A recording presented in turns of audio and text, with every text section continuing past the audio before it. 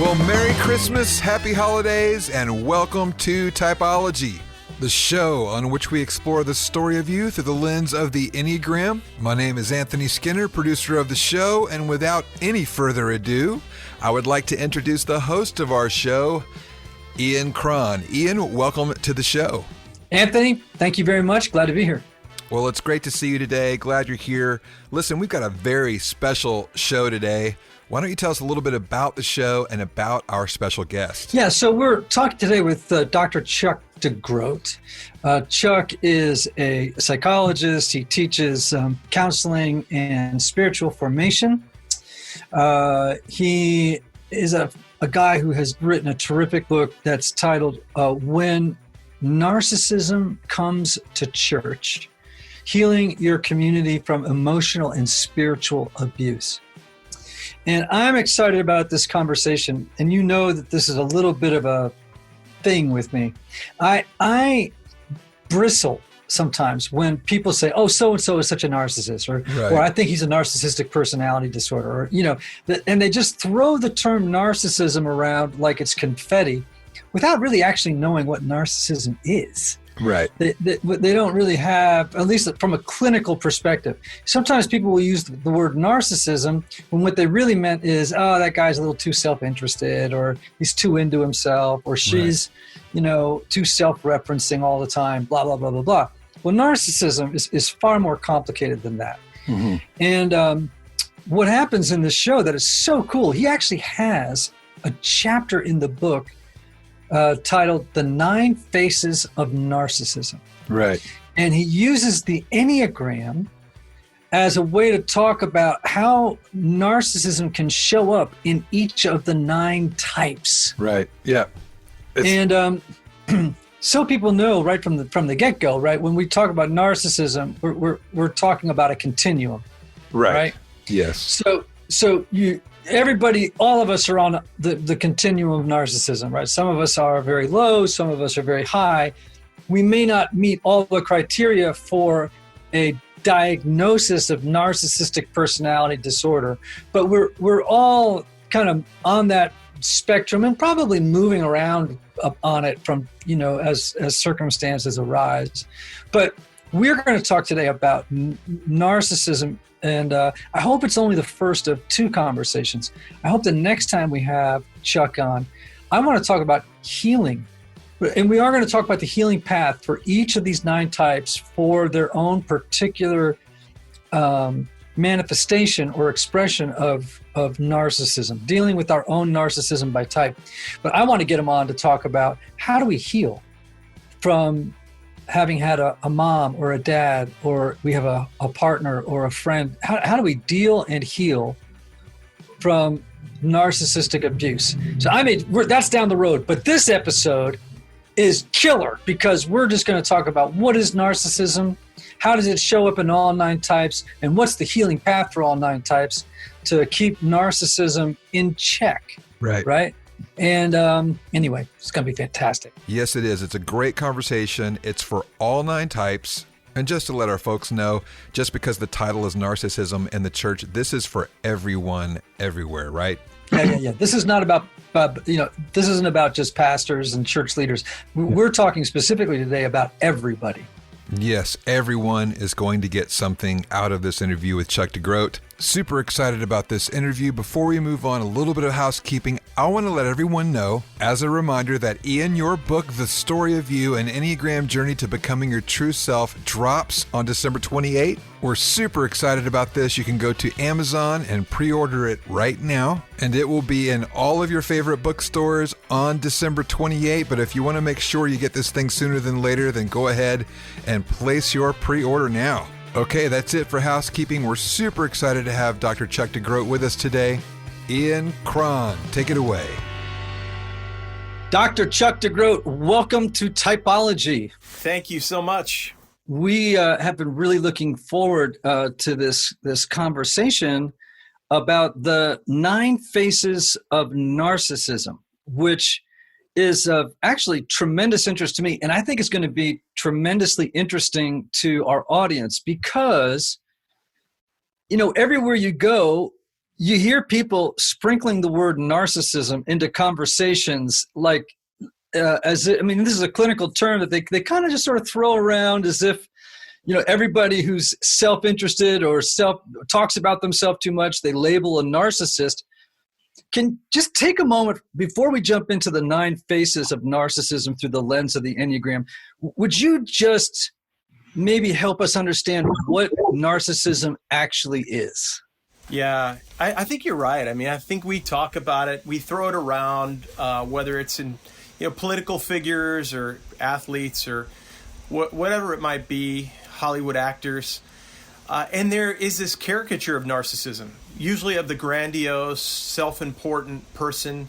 And what we get from the Bible of psychology, the DSM-5, is sort of like that. I mean, things like grandiosity, attention-seeking, a lack of empathy, which is, I think, highly significant when it comes to narcissism. Yes. And then they talk about impairments in vocation and relationships, and so there's always a lot of disruption.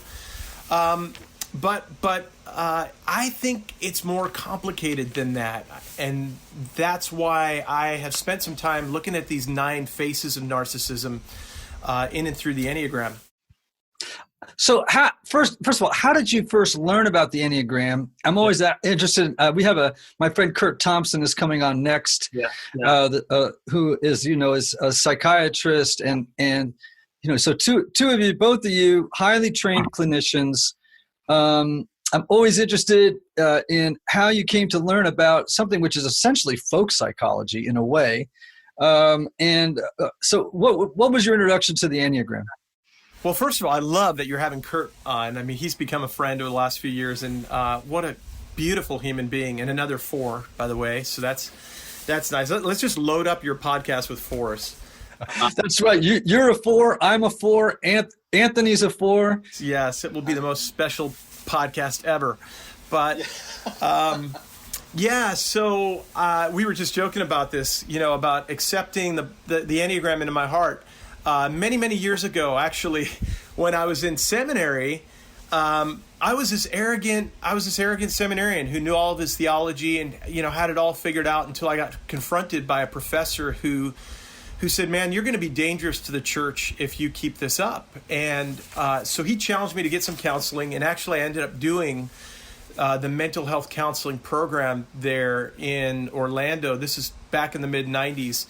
And I had a supervisor back then who was interested in the writings of Richard Rohr, and introduced me to the Enneagram through Richard Rohr. I read it, and you guys know how this goes. You start to see overlaps, right? In time, you start to see overlaps between your clinical clients and people who I was doing pastoral care for, and Enneagram types. And then I was in the church planting world for a long time, where I've done tons of assessments over the year. I've probably done 15 years worth of assessments of church planters and pastors. And that's when I really began to see how narcissism was showing up in all these different types. So it's just been a growing fascination, even before it got sexy in the last few years, just studying the Enneagram and psychology. Right, which brings me to the name of your most recent book, which is When Narcissism Comes to Church, Healing Your Community from Emotional and Spiritual Abuse. And during this episode, we're going to talk more broadly outside the church just about the 9 faces of narcissism, so that folks can kind of get a handle on it. And but I'm excited about it because, I meet so many people, including myself, who have experienced tremendous abuse and pain from particularly people who have full-blown narcissistic personality disorder. I realize today we're going to be talking about people on a continuum. Is that correct? I think that's really helpful. I mean, the way I understand narcissism, and this is due in part to the work of a guy named Theodore Milan, a psychologist. I use an assessment tool that he developed, and he puts us along the spectrum of type, style, and disorder. And so we might see narcissistic traits in me or you or anyone else. That doesn't necessarily mean that we're narcissistic personality disorder. When we see it happening a bit more, when it becomes problematic in relationships, that might be narcissistic style. But there again, what I like to say is, where there's curiosity, there's probably not a personality disorder. In other words, where where someone's willing to say, yeah, I can see how I impact you in that way, or I realized I showed up in that way at work and I hurt you or I bullied you. That's when I say probably not a personality disorder. When we're disordered, that's when we often say as clinicians, it's really hard to see change or transformation at that point. It's the big word is characterological. This has been going on in your life for a long, long time. And that's where we just try to mitigate some of the damage. Right. Yeah. Usually when I was early in my practice, I don't have a practice now, but early on out of grad school, basically, if I could spot a narcissist or a borderline in the first 1 or 2 sessions, which, as you know, is very difficult. Yeah, right. It's usually about the 8th session that you realize, uh-oh, I got a bad fish on my line. Yeah. And then you're like, but it's too late to leave them. Yeah, and it's usually, I often say it's like the work, that one person is like the equivalent of 3 or 4 clients a week, It's grueling work. It's exhausting work, as you know. Yes, it is. All right, let's jump into the 9 faces of narcissism. And I'm just curious, what made you integrate this conversation about narcissism with the Enneagram? Yeah. So for folks familiar with the Enneagram who've done any study, there's a couple of guys, Riso and Hudson, who did some work early on.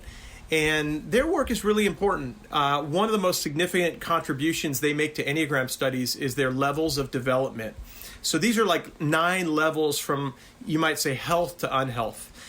And what I noticed pretty early on is when you get down into that range of like 7, 8, 9 of unhealth, you're getting into the territory of some pathology, clinical pathology and personality disorders. For me, it was a larger conversation, really, so there's that piece, right? There's that kind of Enneagram piece for me that was really significant. The second piece was I'm doing all these assessments. I'm doing church consulting, organizational consulting, pastoral leadership assessments. And like I'm seeing narcissism, and this is for your like listeners who are in the church, I'm seeing narcissism pop up on like a full 75% of my assessments, like on the spectrum. And but they're not all that grandiose type of narcissism, right? And a lot of people nowadays are more equipped with Enneagram language. So they're telling me I'm a 4, I'm a 6, I'm a 9. And I'm like, wow, I'm seeing narcissism and 9. That I didn't think those two went together. Thus the curiosity over like the last 3 to 5 years for me, like how do these two work together? So as we talk today and describe these 9 types of narcissism, we're not, to be clear, talking about people with full-blown narcissistic personality disorder per se. We're just talking about what does it look like when each of these types is manifesting a narcissistic style or type, and then also what they can do to begin to grow out of the danger zone of narcissism. I like that, and I think too. I mean, the conversation takes us away from, oh God, he's an 8, so he's got to be a narcissist, right? Or oh, she's a 3. She always, of course, 3s are narcissists, And it takes us into the territory of more humility and curiosity, which I think. I think we're in good territory with the Enneagram when we're operating out of humility and curiosity with each of the types, right? So. Yeah, absolutely. And it's important for everyone to realize that each of us is somewhere on that narcissistic spectrum. So it's not limited to a type. It makes an appearance in all 9 types. Yeah, that's right. In all 9 types, just in different ways with different emphases. And so there again, we can sort of look at ourselves and say, well, how does this show up for me? When it's so easy, I don't know if this is the case for you guys, but it's so easy for me to scapegoat and say, oh yeah, I can see it in him, but not in me. So, but for me as a 4, how does it show up in a 4, right? So, yeah. Right. Wow. Okay. Well, let's get at it. Okay. Let's just sort of jump in. Let's start in the Hard Triad, right? Yeah. Let's start with 2s, 3s, and 4s because, we know that this is a shame-based triad. And I noticed in your book, by the way, that the word shame and narcissism continually came up next to each other. Yeah. Yeah, I mean, shame is really a core feature of narcissism, right? And you guys know when you work with folks like this, I'm sure you've seen it in your clinical work, Ian. I mean, when you get down to it, when you get to like the pay dirt level, when you get, when you've got I've sat in an office of a mega church pastor and I've said, it just feels to me sometimes like you're about 8 years old. You're just a little boy. And I've seen the tears start to come. And he said, I'm so scared. I'm so anxious. I don't know what people think. I wonder what, and that's the shame. That's the kind of core undergirding emotion. But we know for 2s, 3s, and 4s that's the driver. That's the fuel for us in that particular triad. It's so interesting you should say this, because often when I talk with 3s, and particularly male 3s, I often notice when I look into their eyes that they have this lost boy look. Yes. And it sort of is a one of those somatic or body triggers for me, or indicators to me, maybe I'm dealing with a 3 here, because they have that kind of lost and forlorn kind of a look in the eyes. They could be smiling, they could be animated, but the eyes are giving them away a little bit. I don't know if that's your experience or not, but that's been mine. Oh man, that's so, I love that. It feels so right. I've seen that look in the eyes of high achieving 3 organizational leaders, mega church pastors, and you wonder, they've got such influence. They gather so many people, and yet they're so lost. Yes. Okay, so we're going to start in the Hard Triad. Let's. I'm going to leave it up to you to talk us through how narcissism makes an appearance in the lives of every type. We're going to start with the 2. Yeah. Well, yeah, let's make this conversational, because I'd love to hear how you guys think about this. But I owe a lot for the 2. I owe a lot to my friend and your friend, Michael Cusick. Oh, gosh, yes. Yeah, Michael, well, the 2 is sometimes called the savior, right? But Michael calls the 2 the benevolent narcissist. I don't know if he's just trying to be kind to himself or what. I mean, maybe we should bring him on and have a conversation. But the 2, there's that kind of element to the 2. There's some Enneagram theorists that say there's a seductive or even manipulative quality to the 2. That it's kind of nice when we talk about helpfulness. They like to be helpful. They have the need to be needed, right? But there is this kind of exaggerated need to be needed for the 2. And narcissism shows up in this kind of, sometimes for 2 in this kind of grandiose way. I need you to see what I'm doing. I need you to see that I'm coming through for you. And you guys know this, that the underbelly of the 2 sometimes is a kind of anger. They're connected to the 8, right? And there can be this kind of anger, like, if you don't see me, I will make you pay. And so on the one hand, they look really generous and they look really gracious. But if you don't notice, you might be on the receiving end of their fury. I wonder if that's been your experience at all with 2s. Absolutely. And 2s, we often, in a clinical setting, we might talk about them as being histrionic, right? Yeah. Because there's a lot of emotionality. There's a lot of this kind of bubbly, over the top emotional crying and laughing and, and seductiveness, which is a piece of that histrionic thing. And I think that too is a kind of narcissistic thing. It's the look at me piece of the 2. Yeah, that's right. I mean, histrionic, to be clear, that's a word that's a close cousin of narcissism, right?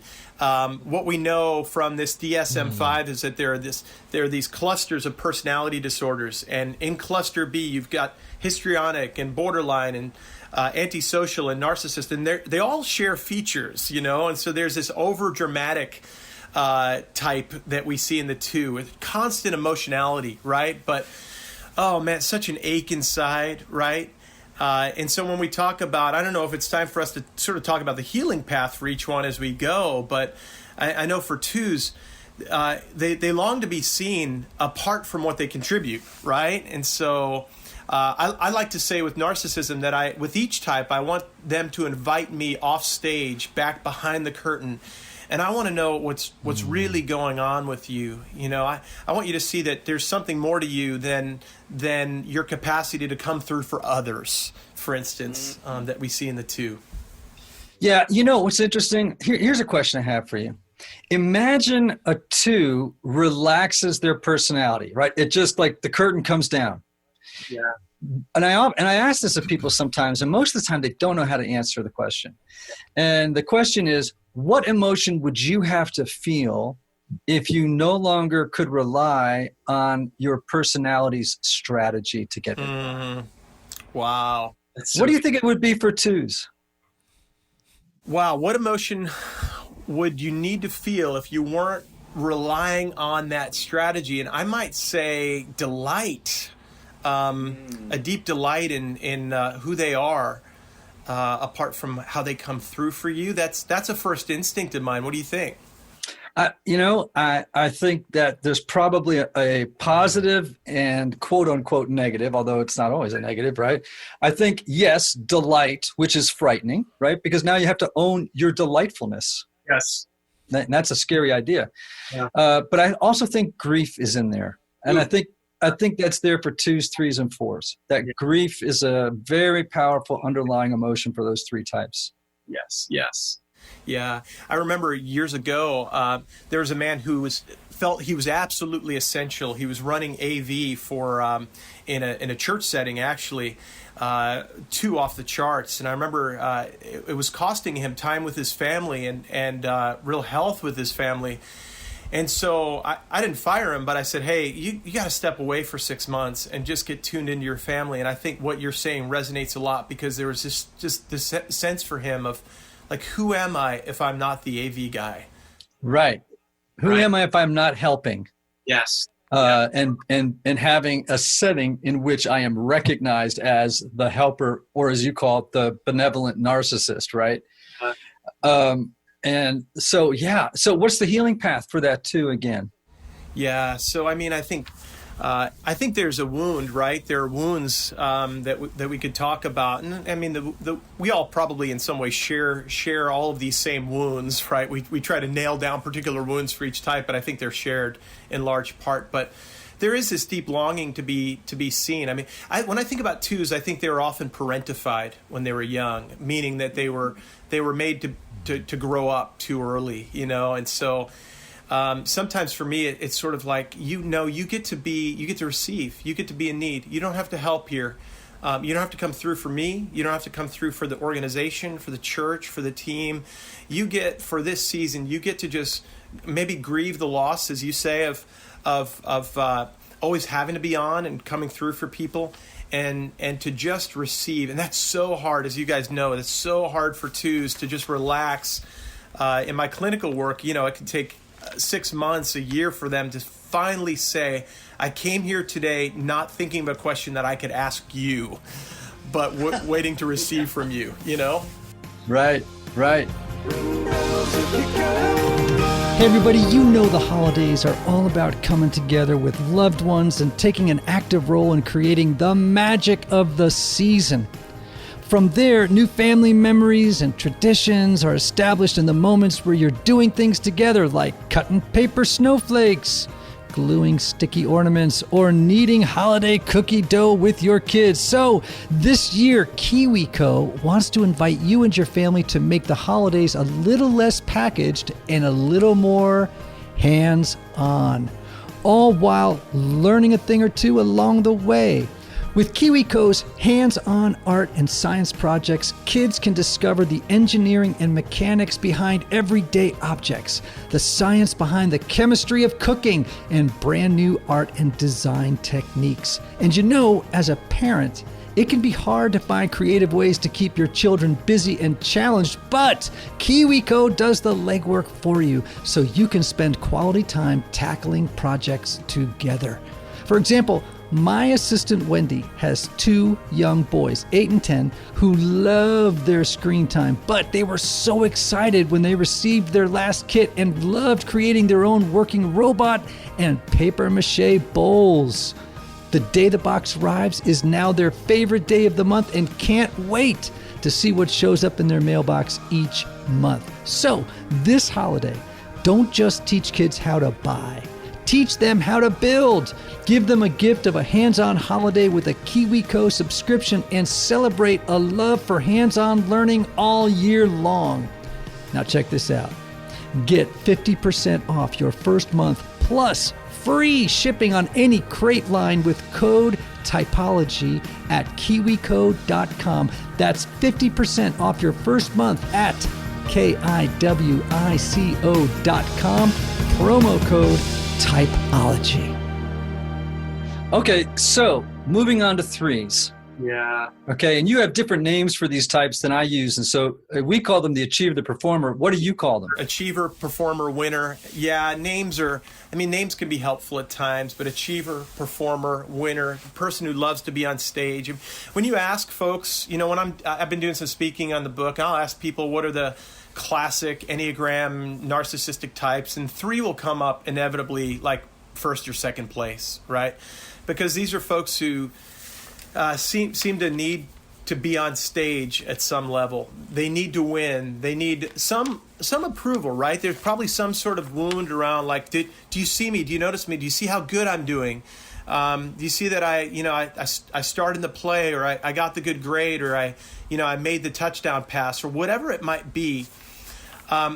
What's really tragic when I think about 3s is when that doesn't work anymore. I mean, I remember working with a guy who was probably closing in on 50 years old, who was like the star of the football team, who now he's out of shape. He doesn't look that great. He's over drinking, and he's just so sad. And again, it's sort of like with the 2. Who am I if I'm not the guy on the football field?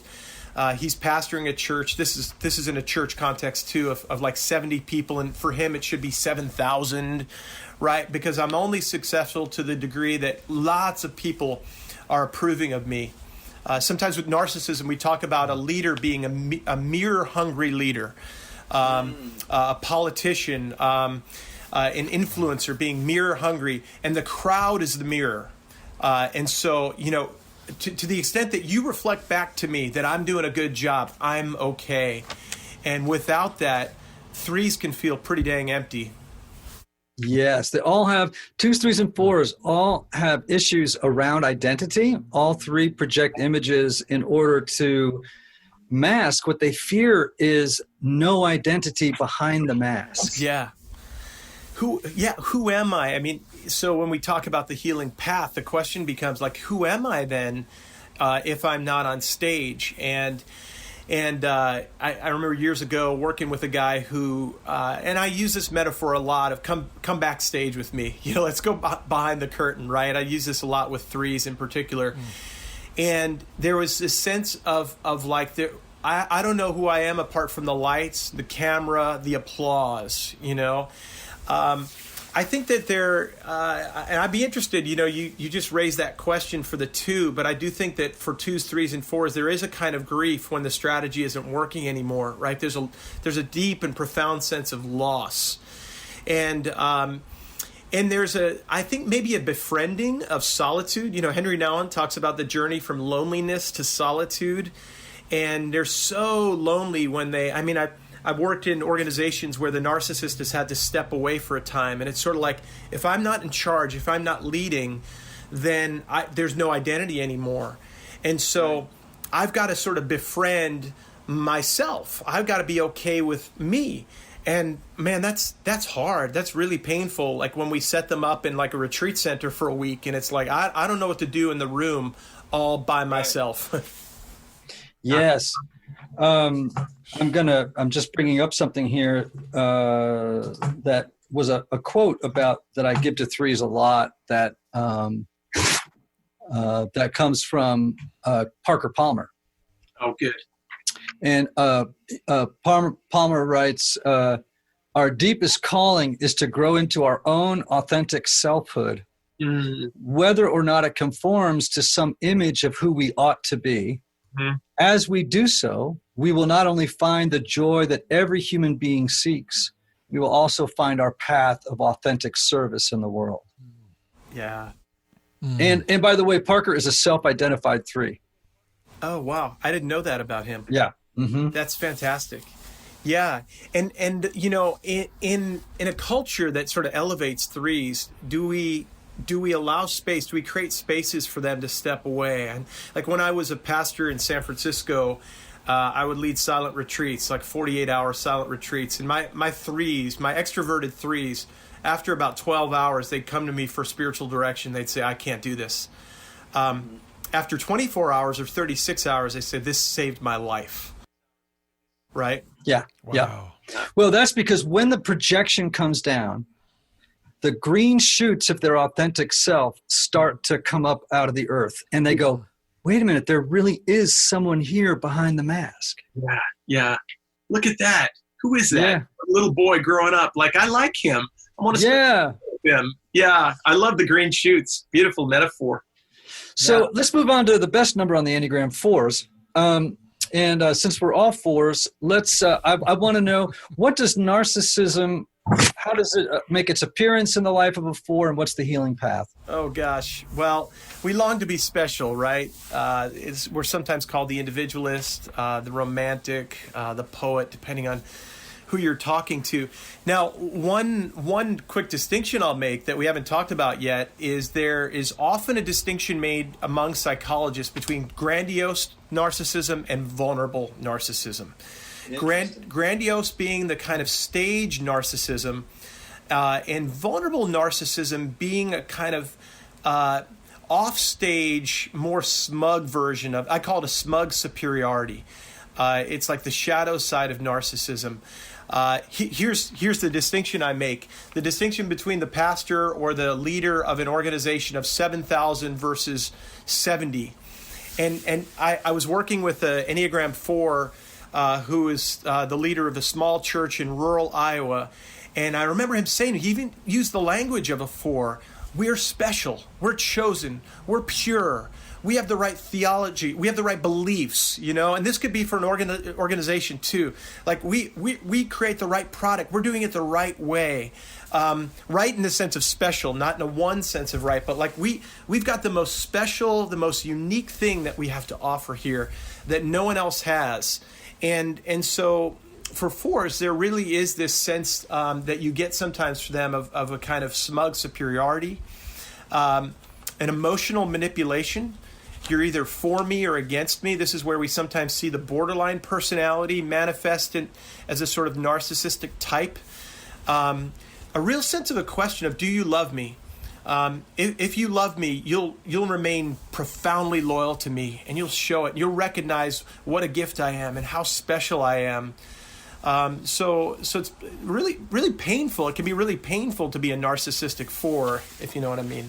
Yes, I like what you said, leave me, because I think that the feelings of deprivation, of actually desolation would be a better word. For 7s, it would be deprivation. But really for 4s, of desolation and abandonment. Yeah. These are children in childhood. These are people who have either had a real or perceived experience of profound abandonment, either as literal or emotional abandonment, and thus the need to be special and unique to recapture the missing piece that led to the abandonment. Yeah. And really working so hard for approval, right? I think one of the myths sometimes about 4s is that we're just so authentic. And I was just having a conversation with a guy this morning where I was talking to him about this, you know, and I said, I wonder if your authenticity is not just another mask, you know. And there's sometimes for you, a word that I use in the book, a vulnerability, not a vulnerability, but an FAUX, a vulnerability, where it's sort of like, he's so honest, you know, and sometimes when you're with him, he's like, oh man, I'm struggling with such deep stuff, man. And it doesn't feel like you're connected. It doesn't feel like he's there. It feels like it's an act of sorts, right? And so So the healing path for a 4 can be murkier. It feels so clear in some ways for a 3 because there's a stage self. We talk about the false self and the true self. But sometimes it can be a bit deceptive for the 4 because they can come back to you. And I know I've done this with, well, I'm being honest. I'm being real with you. This is who I am. How come you can't accept who I am? Does that make sense? Yes, it does. And one of the things that I've noticed about 4s is that their addiction to suffering, whatever the event was, the inciting event that they're addicted to, that they're always thinking about. My alcoholic father, that terrible move we made from San Diego to Panama, or whatever it is. Actually, sometimes I've said this to a 4, and I've gotten different results. But you say, can you tell me the real suffering that your reported suffering is actually hiding? Yeah. Wow. That's good. Wow. Yeah. And, sometimes, they can get it. Usually they have to think about it a while because it's a fairly disequilibrating question. Yeah. Right. I love the vulnerability word. We use the word transparency and vulnerability, and transparency is when you sort of project just the right image of where people think you're being vulnerable, but you're not actually being vulnerable, to differentiate between the two. But I love that word. That's great. And it works, right? And it's working more and more now. When I first got into the work that I do, there was a sense that you can't really be honest about your stuff. There's a stage self, and you don't really. But now people feel a whole lot more comfortable being like, "Man, I'm broken." We use words like that. I'm so broken, man. I got so much crap in my life, But it's not really an honest kind of authenticity, if you want to call it that, right? It's another way of distancing oneself and protecting oneself. And so the healing journey, I think sometimes it takes a really adept and skillful therapist or spiritual director to really call that particular aspect of the 4 out, and the unique version of narcissism, to call that unique version of narcissism out and invite them to the true self.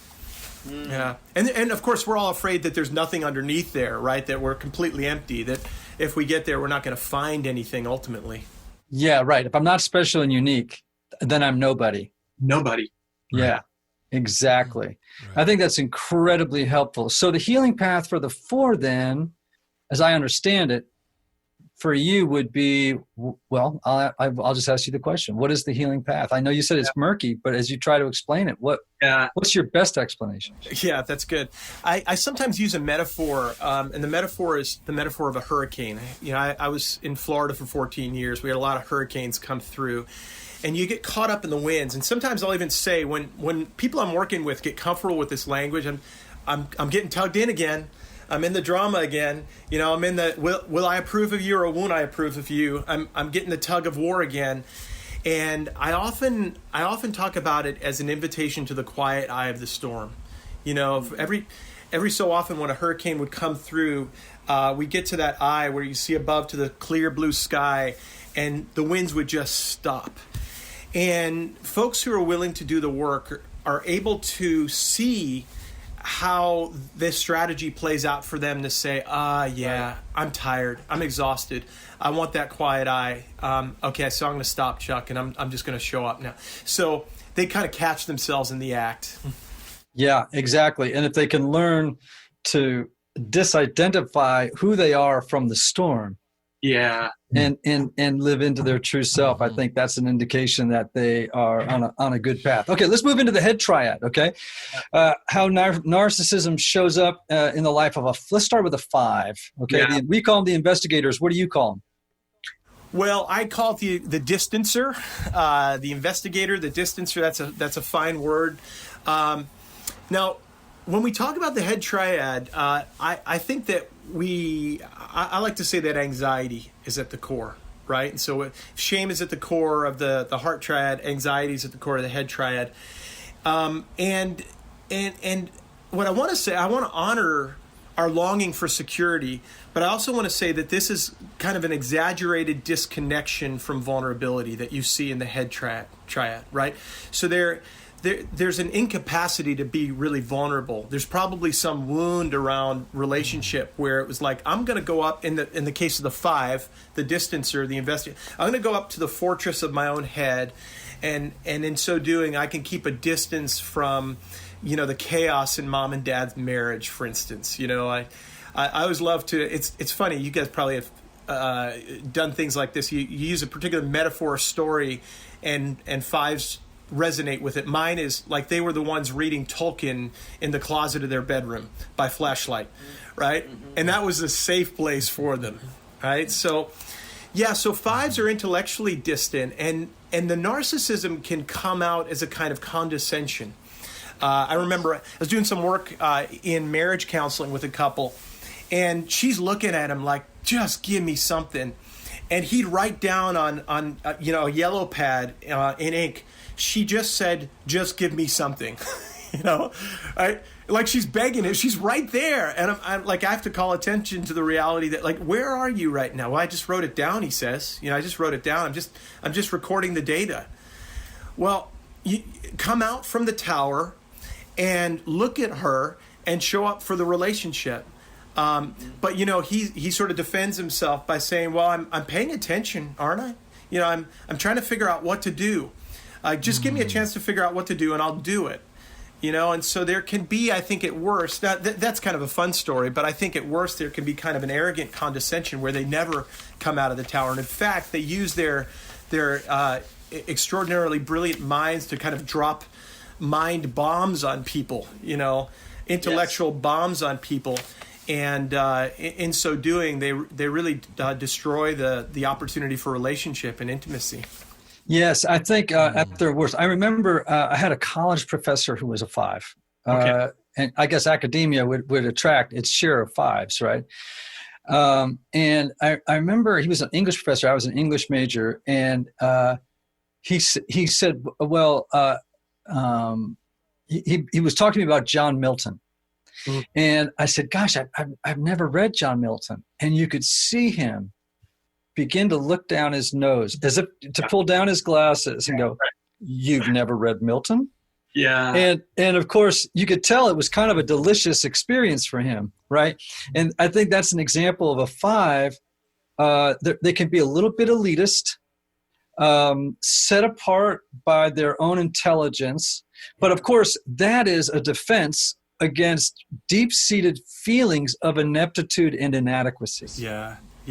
I love that. Deep-seated feelings of ineptitude and inadequacy. Right. And I mean, it feels like miles away to cross that chasm to the fore, to the heart, right? And I think when we talk about the healing path, there's a sense in which I'll use the metaphor. I'll invite them out of the fortress, out of the tower, come down from the tower and just give me a half hour in our counseling session, give me a half hour, right here in the flesh. And then you can go back up there. And, so I don't need them to take it too quickly. But I remember years ago, I was working with a guy where he said, okay, I'll take you up on that. I'll play that game with you. And he'd come down and he'd spend a good half hour, 45 minutes with me and with his wife. And then he began to like it.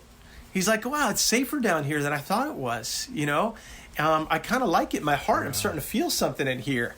And that's a really beautiful moment. But, that anxiety, that fear will send them right back up to the top of the tower and scare them away.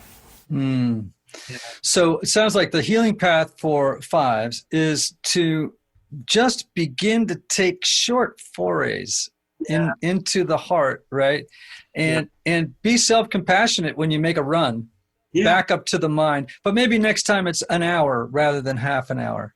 Or you just begin to almost it's like when you're trying to get an agoraphobic out of the house. Okay, we're just going to go to the front doorstep and then come back in the house, and then we're going to go out to the sidewalk, come back into the house. And maybe that's true of every type, right? I think we just make little trips. Yeah, and I think, just to kind of show our cards for a second, the work that we do sometimes. I mean, I think it's good to honor people's strategies at times. Like this, that's worked for them for a long time. Yeah. And I remember when I was a new clinician, I just went in and on a like seek and destroy mission. Like that's bad. That's sinful. That's hurting people. That's a bad strategy. That whatever language I used, you shouldn't live like that.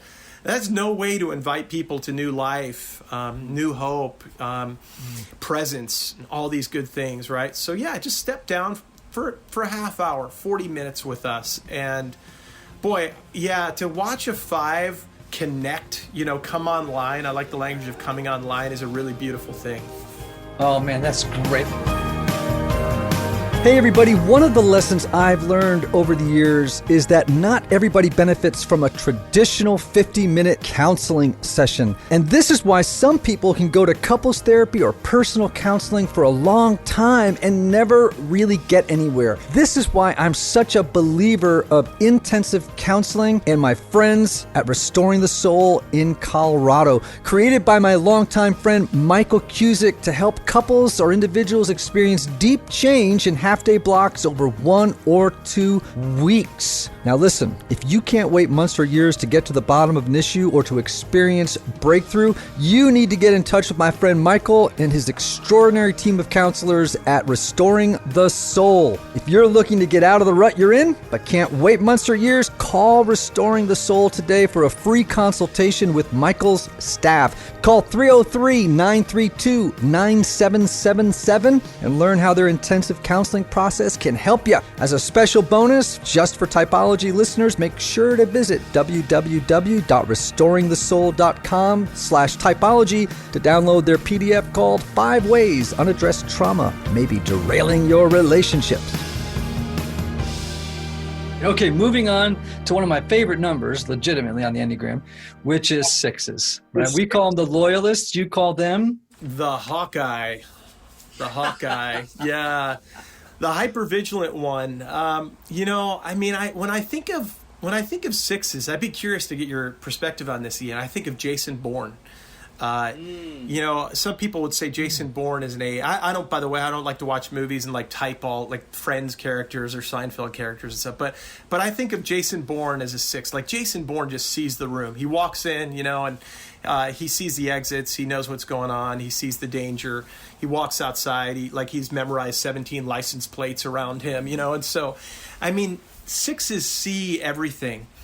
And I think unhealthy 6s, narcissistic 6s are so self-protective, and really that's what's going on underneath any kind of narcissistic persona, right? There's an element of self-protection that they're sort of like always identifying what could go wrong or what you're doing wrong. I remember working in an organization where this wasn't a leader of an organization, this was an accountant in the organization who was a 6. And when you walked by her desk, inevitably you felt like you'd done something, like you just made a comment about her husband or her kids or something. You felt like you'd done something wrong. She'd look at you, the Hawkeye with the evil eye, she'd sort of look at you out of the corner of her eye. Inevitably as a 4, I'd feel like I did do something wrong and I probably needed to apologize, right? But, it was probably something like I forgot to like report my McDonald's receipt or something that week, but they're rule keepers, rule followers and rule keepers. And you feel when you're around them, you can sort of feel like you've done something wrong. Like you're always on your tiptoes, tiptoeing around them. Like I don't want to get on their radar because they'll notice me and they'll recognize that I've really screwed up this time. And so this might not be, this is not a grandiose narcissist necessarily. This might be another one of those more vulnerable narcissists that operate in the shadows, a little bit more behind the scenes, and yet, why am I tiptoeing around her? How come he has so much power in my life? It's interesting in the world of intelligence, right? In the intelligence services, they talk about training for situational awareness. Yeah. And situational awareness is like when you walk into a restaurant, the first thing you do is especially let's say if you're a bodyguard, you're a Secret Serviceman, you walk in, you know where the exits are, you look at every single person in the restaurant and you do an assessment. You know, what am I going to do if someone comes from the right or from the left? They can tell. They're so deeply trained, and which is almost a 6 is self-trained in situational awareness. And I think, again, I want to remind people what we're describing here is not a 6 in their normal operating pattern, and let's say the average to healthy space. This is how when we're talking about sixes who are at the very least in the style of the narcissist, right? A little higher on the spectrum than normal. All the types we're talking about. Is that true? Yeah, that's right. That's right. I remember, sixes we know are very dutiful, right? And I remember I was meeting regularly with a guy. He showed up on time. I think he was a cop, maybe. He showed up on time. And when he knew that when we had our times together at the 50-minute mark, we were done. And, so it was like 49 minutes, 30 seconds. He'd be like, okay, well, I got to get going. You got to get going. And here again, there with 5s, 6s, and 7s, there's this basic anxiety, and they are kind of disconnecting from vulnerability. And, I remember saying to this guy, what if we broke the rules? Like, what if you stayed 5 minutes longer? And he's like, well, really? Could we do that? Kind of like, but to call these folks the hypervigilant narcissist, right? And I think that really captures a lot of what it is that you're saying. Yeah. And so the healing path would be what?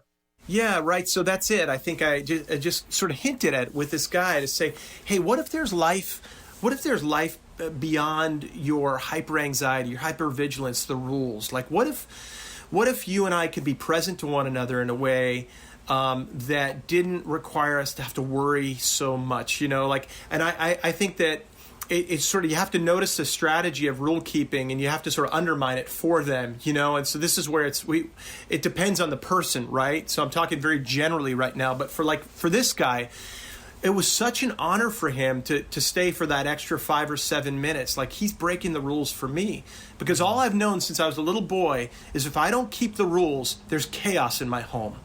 And so Chuck's inviting me out. Rumi has this quote. I'm not going to be able to quote it exactly, but come out to the field beyond right doing and wrong doing, right? Like, yes. Come into the field and I'll meet you there. And guess what? We might actually be able to experience some sense of delight or wonder with one another. And so I want to find that field beyond right doing or wrong doing for the 6. Thank you so much. Okay, moving on to 7s. Yeah, I know. We probably got to speed it up, right? So 7, you might call the optimist. I mean, leaders of 7s. Okay, well, so Claudio Naranjo, the great psychologist, Enneagram psychologist, called the 7 the archetype of narcissism, yes. Right? And I think this is because the 7 is always ahead of everyone else, right? The 7, the optimist, the visionary, is always kind of 17 steps ahead of everyone else in the organization, right? I've got a vision. Didn't you just have a vision last week? No, but I have a new vision. If anxiety is operating for the 5s and 6s and 7s, they're operating out of anxiety too, but you might not see it because they've got very compelling personalities, right? You want to follow them. They're inspiring. Like, oh, yeah, that sounds great. I'd love to go there. I'd love to try that. I'd love to eat that food. I'd love to. But I remember I learned a lot about 7s when I was in the Bay Area. And I had a good friend who was a 7. Whenever we got together, it was like there was always the anticipation of the event more than the event, When we get together next time, we're going to have filet. I'm going to bring this incredible wine from Napa. And then we get there, and it was sort of like, oh, but next time when we get together, we're going to have halibut, and then we're going to have this other wine paired with it. And I think with 5s, 6s, and 7s, it's about inviting each and every one of them into vulnerability, into liminality, right? And I think for a 7, they're so fearful of limitation. I think this is where I like the liturgy, right? I love Ash Wednesday, and I think Lent can be a great gift to 7s. You are dust, and to dust you shall return. Yes. Like, return to the ground of your own being, because you're always kind of hovering 5, 10, 50 feet above the ground. Yes, Richard Rohr likes to say that 7s want to believe that we live in a world where there's no Good Friday and it's Easter all the time. Oh, yes. That's so good. That's so right? And so I think the healing path for 7s is an introduction to liminality, to futility, to the present moment, to the uncertainty of the present moment. Like they're in their head for a reason. They're future scheming for a reason, right?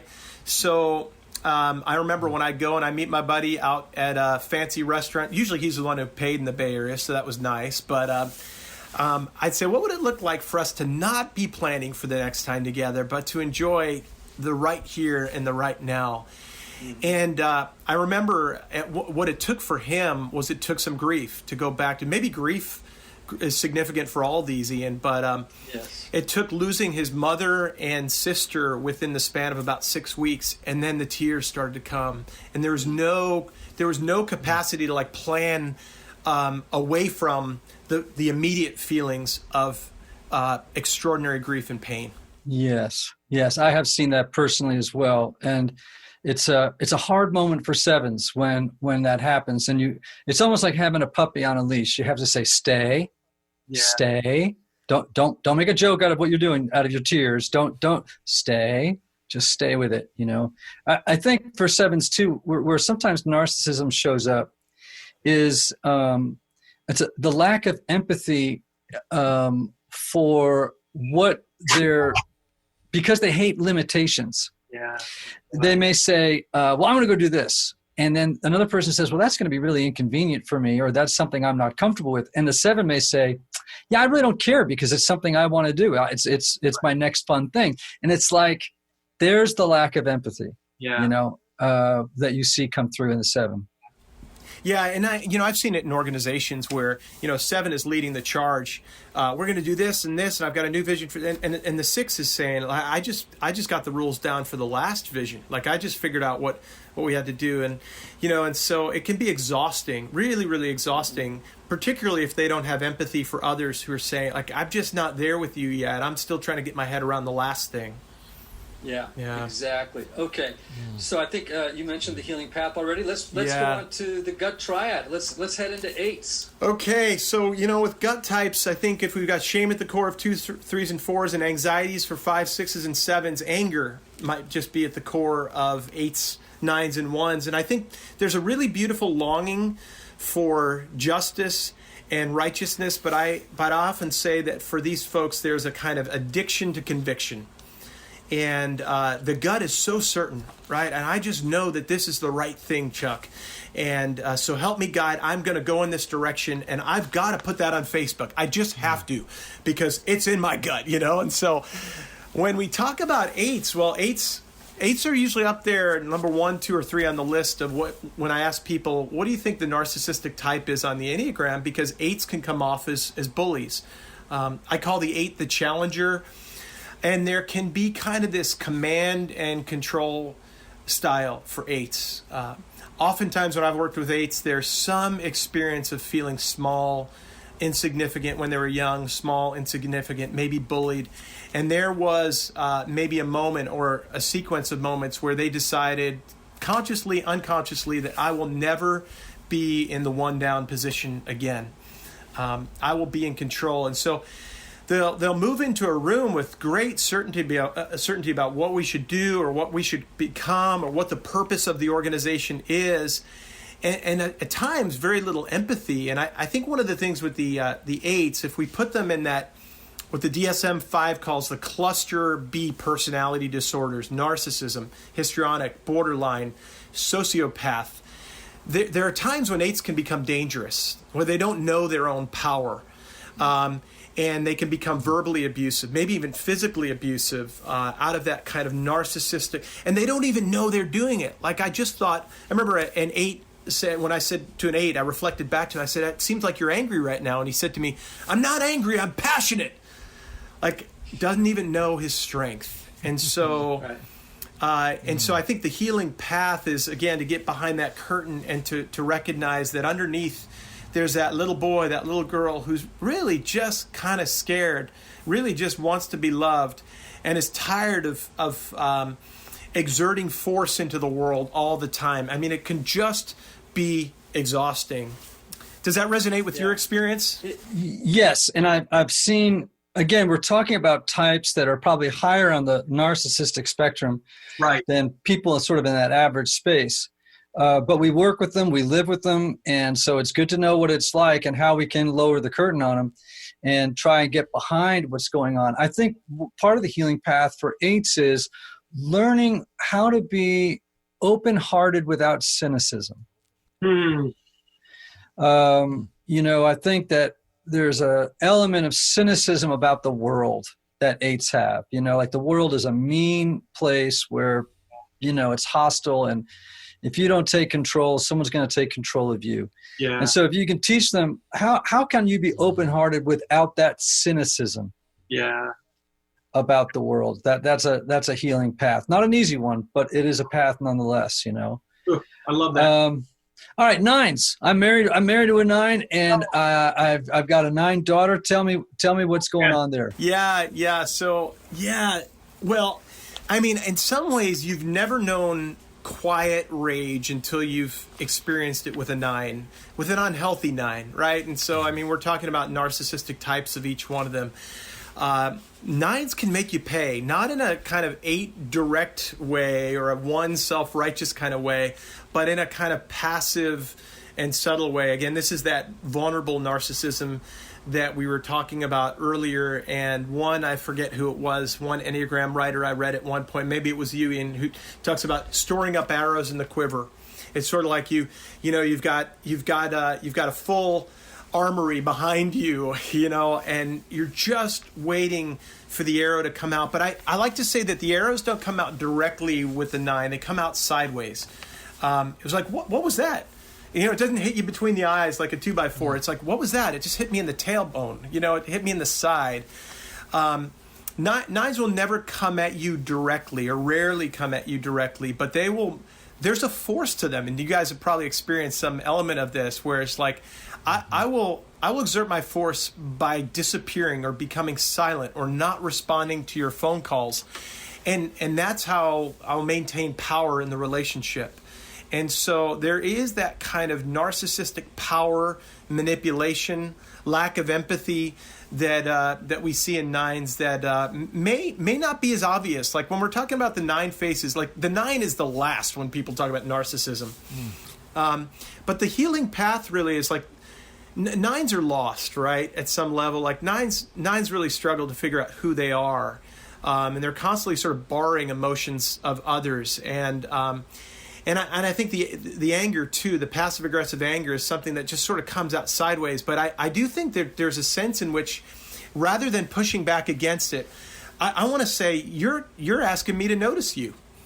Like I remember a 9 client of mine in my counseling practice didn't show up for a session or two, and she was pissed off at me, and instead of charging her for sessions, or instead of saying, well, what was that about? I was like, oh, I think you're trying to get my attention.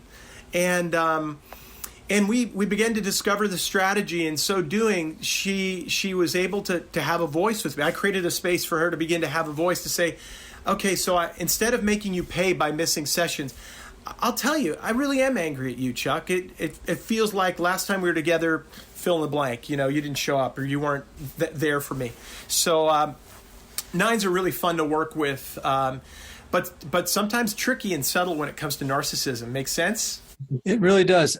We like to say when an 8 is married to a 9 that it's an unstoppable force meets an immovable object. Oh, wow. And that really, I think, describes a little bit of that 9 stubbornness that kind of comes out, So you may get a 9 in therapy and in marriage therapy, and you've got the 4 talking at 1,000,000 miles an hour about what they're feeling, and the 9 just cries.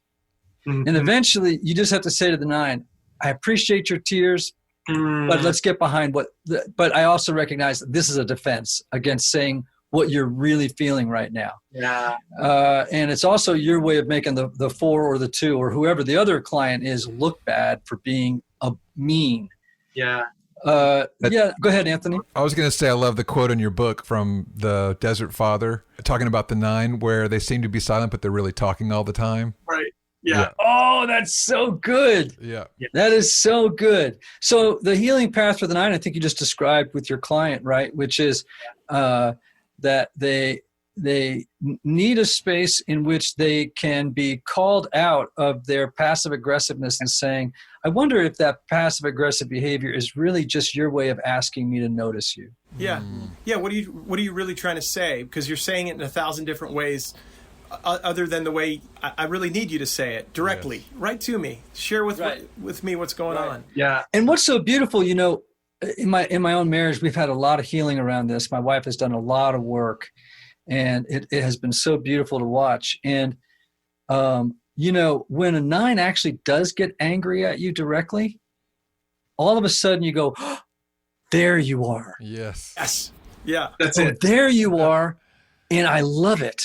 Yes, bring it. Keep that coming, because you've now moved from this blurry kind of atmospheric presence to a defined, individuated human being. And it's very powerful. I don't know if your wife does this, but Sarah, my wife, it's almost like she perks up and she gets kind of up on her seat and, okay, here we go. Now I'm going to bring it all. I'm going to get it out. I'll get more in an hour than I will in the next 3 weeks, right? But it's sort of like, here we go. And I love that. That's beautiful. And that's, that's all 9s on a healthy journey end up in a place like that where they can really share more honestly. Yeah. We have a joke around here. When Annie gets mad at me directly, she'll get angry, and I'll honor what she's saying and listen to it. But eventually at the end of it, I'll go, that's very sexy, right? Okay, moving on to our last one. Let's talk about the narcissistic expression in ones. Oh, everyone's been waiting for this one, right? The perfectionist, right? So when I think about the 1, I mean, sometimes it's helpful. We're not even getting into subtypes here in this conversation, right? But with the social 1, there's this air of moral superiority. With the 1-to-1 one or the sexual 1, there's more of a direct kind of confrontational anger that you see. I mean, of course, there's anger behind the 8s, 9s, and 1s, but the 1s are there's a narcissism that manifests in perfecting you and perfecting others. There's a kind of moral superiority and righteousness. When you're around them, you just don't feel like you measure up. Like when I'm a 4 around 1s, I feel like I've missed the instruction manual. They know, I'm on a faculty now, which is, by the way, kind of silly, but I sit around a faculty table with people with degrees from Harvard and Yale and Duke and all these places, and I often don't feel like I measure up. But like the 1s around the table, there are lots of 1s and 5s. Like the 1s, they know the polity. They know the rules. They know the handbook, and I'm always like, oh God, I don't know what was I supposed to do? But they'll bring it up in a way where I'll sometimes feel like I'm walking on eggshells around them, right? It's like all you know is the handbook. All you know are the rules. And come out and show me who you really are. I remember back in the day when I was a Presbyterian, I was introducing a candidate in a large group assembly. And I said something like, this is a good man. This is a really good man. I like him a lot. And a guy stood up, and this is like Presbyterian language, but he was like, point of order. Can we call anyone good, Reverend Degroat? Can we call anyone good? I was like, what is going on here? That he had to make a point of order to correct my my state. So, I mean, I think that I love 1s because I think 1s have a deep sense of justice and righteousness. They long for the world to be put to rights, right? They see things that the rest of us need to see.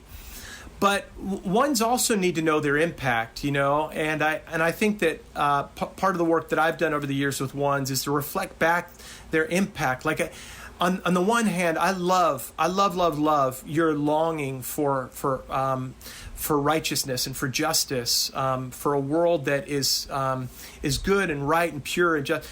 At the same time, sometimes it just feels like you're pushing me away with that, like I'm not invited into the conversation. Maybe it's more messy than you think, and maybe we can get good and honest about the messiness, not only in the world, but in you as well, the brokenness in you as well, and of course 1s learn from a very early age to do it right. As to avoid the messiness in their own lives, in their own hearts, right? So to walk down that road with them and to be led into that messiness is a real honor and a real privilege. Yeah. Right. So we've walked through all these numbers. We've talked about how narcissism shows its face in each of these 9 types. Chances are, depending on our level of health, we can float around from extreme narcissism to low levels of narcissism in any given day. Yeah, right. And we have to, but knowing those healing paths, how do we move away from narcissism as it presents itself in our particular type is really, really helpful. So I have just a few more questions and we got to split. Yeah. So one is, do you think, we hear this language about childhood wound and, reason use it. So here's the childhood wound that led to the creation of this personality style or this personality type or this personality type. And I wonder if we could actually call it a narcissistic wound. Yeah. Okay. Do you think is that a fair thing to say, or am I? Yeah, I think it's fair. And I think it gets back to, I think what's behind that is the deep need each and every one of us have for security, for soothing, to be seen, to be held, to be known, to be special, right? Fours don't just need to be special. We all long to be special in mom's eyes and in dad's eyes, and that's we know from good attachment psychology that right in those first minutes, hours, days of a child's life, we just long to be seen, to be looked at, to be mirrored, right? And so my daughter, when she was 5 and she was doing cartwheels, and she was saying, "Daddy, Daddy, Daddy, look at me. Look at how good I'm doing a cartwheel." Well, listen, that's like good, healthy confidence, esteem, narcissism. Like, you can do it, girl. I love you. What I like to say, though, is like if you're the leader of an organization and you're 45 or 55 now and you're still saying, look at me, I'm so great, that's a problem, right? Yeah. That now you're trying to get those wounds healed in a way that is profoundly unhealthy. And so there's lots of work to be done in the story of one who is trying to heal those wounds through narcissism at 55 that were inflicted when he was 5. Yeah, and I think that's a great place to end. And I think it's a great place to end because I think all of the types, right, are engaging strategies that to get needs met that because of some kind of a disturbance or disruption in that process of mirroring. Yeah. Of not being seen. And for those of you who don't know what I'm talking about, mirroring is this gaze between the mother and the child, if you will, let's put it in that language, where the child and the mother, the child recognizes the mother eventually as other, but it is seeing and its own existence is being validated by the mother. Yes. And its beauty is being validated by the mother. And of course, as you know, pretty much every time you meet somebody with a personality disorder, it's because there has been a profound disruption in that mirroring at some point. Some developmental damage has taken place. Well, this has been an amazing conversation. And the next time you're on, and I bet you I'm going to get a ton of email about this, what I want to talk to you about is what is it like if you grow up with a truly narcissistic, full-blown personality disordered mother, father, if you have a brother or a sister, a partner who is a narcissist, what's the journey to healing and freedom like for those folks? Because I just hear from them all the time. Yeah. Well, let's do it again sometime. I loved it. That would be so great. Thanks for being with us, Chuck. And please, everybody, remember these words. May you have love. May you have joy. May you have peace. May you have healing. And may you have rest.